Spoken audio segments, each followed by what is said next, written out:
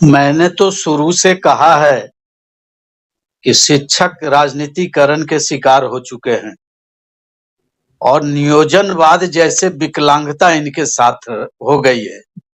ये तो समस्याओं से जूझते रहेंगे आजीवन। और ये जो तानाशाही रवैया जो विभाग के नौकरशाहों के द्वारा, कभी मिथिलेश जी करेंगे प्राथमिक निदेशक, तो कभी कन्हैया जी करेंगे, तो कभी केशव जी करेंगे। दो कन्हैया हैं,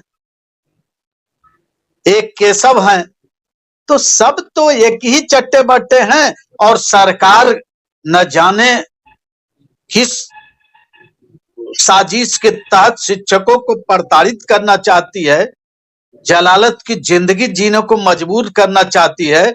लेकिन शिक्षक धैर्य रखे हुए हैं और इनके धैर्य का नाजायज फायदा उठा रहे हैं। और जब तक ये धैर्य खोएंगे नहीं, तब तक इन्हें सफलता मिलेगी नहीं। धैर्य की भी एक सीमा है। चाणक्य ने धैर्य रखा था और चंद्रगुप्त पैदा किया, इसके बाद ही धनानंद का नाश हुआ। अब इनके पास कोई चंद्रगुप्त है नहीं, या लाचार है चंद्रगुप्त चुनने को।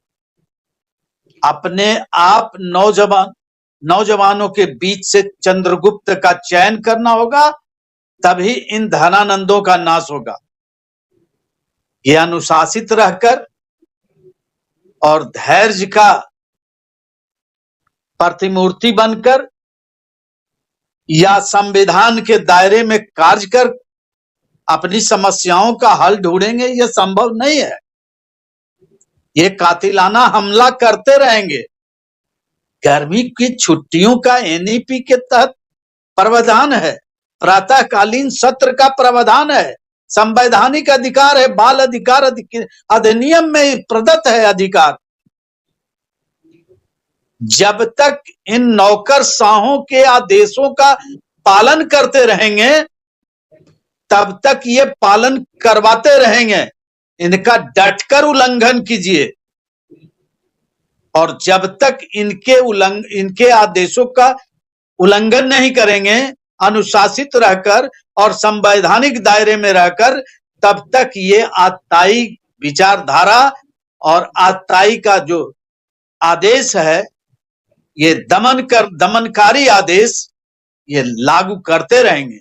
गर्मी की छुट्टियों में आप विद्यालय आए, 60 दिन का प्रावधान है, 62 दिनों का।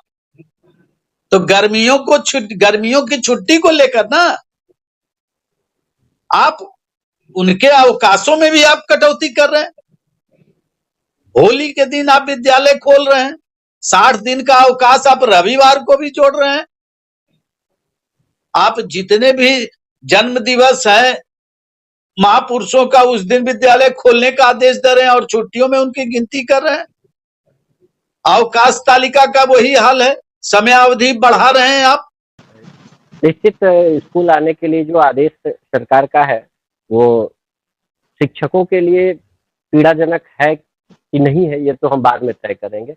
पहले तो छोटे छोटे बच्चे हैं, उनके लिए स्वास्थ्यकर होगा कि नहीं होगा, ये मौसम विभाग और बाल श्रम विभाग तय करेगा कि वो बच्चे विद्यालय में कैसे आएंगे। जब गर्मी की छुट्टी करने का मतलब ये नहीं होता है कि गर्मी की छुट्टी में बच्चे हिल स्टेशन पे जाएंगे, पिकनिक मनाएंगे या छुट्टी। मौसम को देखते हुए बच्चों को गर्मी की छुट्टी दी जाती।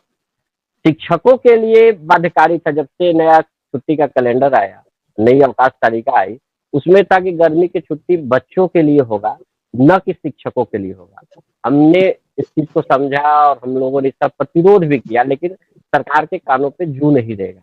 हम 2 बार इस चीज को भी फील कर लिए कि सरकार आदेश करती है, जैसे पिछले साल रक्षाबंधन के दिन सरकार ने विद्यालय खोलने का आदेश कर दिया, ग्रामीणों ने, अभिभावकों ने अपने बच्चों को विद्यालय नहीं भेजा।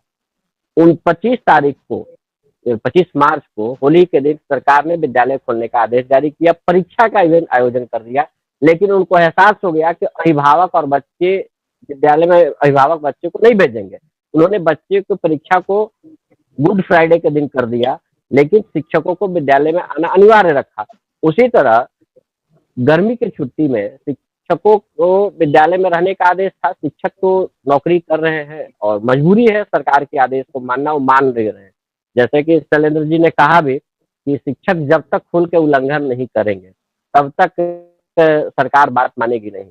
आपने उसके साथ साथ एक बात और भी जोड़ा कि चाणक्य ने भी बहुत झेला था, बहुत बर्दाश्त किया था, तब जाकर के उन्होंने चंद्रगुप्त का निर्माण किया।